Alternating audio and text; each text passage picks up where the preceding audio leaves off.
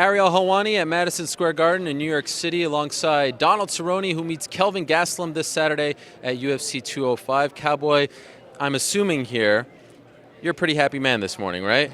Your guy is the president-elect. It is. You're a Trump guy. I'm a Trump guy. How happy are you? Well, I mean, I'm not like doing backflips, but I mean, Figured you would be. no. I mean, we're good. We have a Republican Senate, House, and we got a president. So I think we have a whole side of trees. It's gonna be all right. Did you stay up till like 3 a.m. local Stayed time? up till 2:30 out in Times Square, and then I was like, wow. "Come on!" And then I finally just called it. So yeah, went back. So you and weren't watched. there when he made the speech? No, we watched it on TV. So I couldn't stand there anymore. I was losing it. What was it like when you realized? Like, I mean, did you actually think that this would happen? I know you've supported him, So but when he first started, with it all, I was like, nah, no way, no way. Like, this guy's outlandish, right? And then as it started going on, I started following and listening to what he had to say. I was like, this dude might do it. He might do it. And then the last couple of months, just getting involved with it, and it's like he's going to do it. He's going to do it. And we knew if he got Illinois and he got Florida, he'd have won, And then Illinois went Democrat, Florida went Republican. I was like, oh man. And then he got PA. I was like, oh shit, there it is. Yeah. You recently posted a picture of you, him, and Tim Kennedy. Yeah. When was that photo taken? A couple weeks ago. Wow. How did you get so close to him? He was doing a Trump rally in New Mexico. Wow. Did you know who you were? Absolutely. Wow, he's a big Cowboy fan. He was a fan of my Trump shirt too. Oh yeah, that was a sick shirt. Yeah. What did you say to him? We just talked a little bit. He's talked about, sat down and talked with our bosses, and I don't know, we just bullshit a little bit. Do you get the sense? I mean, New York is a very, Sure. Clinton state, New York City especially. Do you get the sense that it's a bit of a somber mood here this morning? Last night, you could tell just when a state would go red or a state would go blue, you'd cheer, and you hear everyone out there screaming and hollering and yelling, and it was a liberating experience, man, to see everything go down. Yeah. Are you worried that there might be, some protests or violence or things like that because so many people are unhappy? I just don't really see too many liberal Democrats really doing much. Okay. You know what I mean? Fair enough. Like, you guys don't kind of you seem very liberal to me. Me? Yeah. Why? You just kind of do. I feel like you drive like an electric car and. What are you trying to say, Donald Cerrone? For the record, I'm Canadian, by the way, so I can't be blamed for any of this. Gotcha. But if you weren't a citizen, what would you be? No, I do consider myself Democratic, yes. Okay.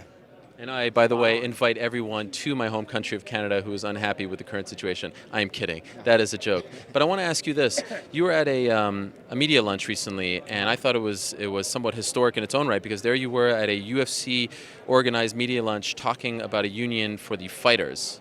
Wow. Totally against Republican standings. Well, there you go. There's an irony there. Sure. So first off, can you address that? Why are you so, in support of Trump and Republican, and then a pro-union guy? Well, just like Roosevelt said, if I'm going to work in a factory, I'm going to be part of a union, right? So just something we've done. I'm coming up a couple years on my 10-year mark. If I was in any other sport, 10 years, I would have a pension. I'd have retirement. I'd have something. And I don't know anything about unions. So I've never been in a union. I've never been part of a union. I'm like the stupidest person you could ever talk to about. So if someone ever came with some kind of questions, I would have no idea. So I've been, since I openly said that, I've had a couple people that are trying to create unions call me and contact me. And I said, listen, I got to sit down with you guys. I got to understand first of all, what me and the other fighters are looking for and what you guys are trying to address, because I know nothing. So it's just something that needs to be done. And, I feel like we need a face to do it, so it's fucking time. So you're not attached to any particular group out there because your name has been thrown out. Right now, you're not affiliated with anyone. No, with nobody. All I did was talk. Yeah, I've no affiliation with anybody because I know nothing. Sure. So I can't sign with you because I can't just like, oh yeah, let's do a union. Like I want to know when you ask me, Kelvin, why are you standing for this union? I can say this, this, and this. But right now, I know nothing. You want to be educated. Very educated on it. And so for you to say that was interesting because you've always been like, you're the company guy. Yeah. Call me up, Dana. I'm ready whenever, wherever. Still a company guy. Has something changed, though?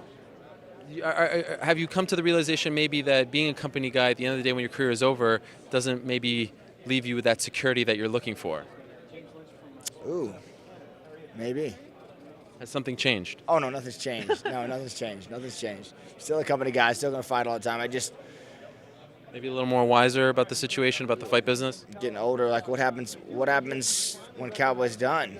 Yeah. He's gonna be sitting out here on New York City with this "We'll fight for food" sign. Sure. Yeah, so I mean, it's time. There's a lot of guys, man, that I've seen come in and fight, and they just got washed out, And where are they now? I don't know. Fuck, I'm barely holding on, so I got to get out there and we got to do something. And I think a lot of fighters are involved, man. It's gonna be a revolution. So do you think it will happen in your career?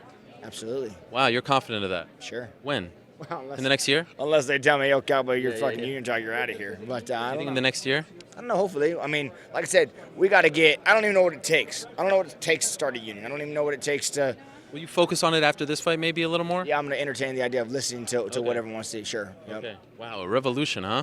That's a big word. Led by Cowboy. God help us all. Trump and Cowboy making America great again.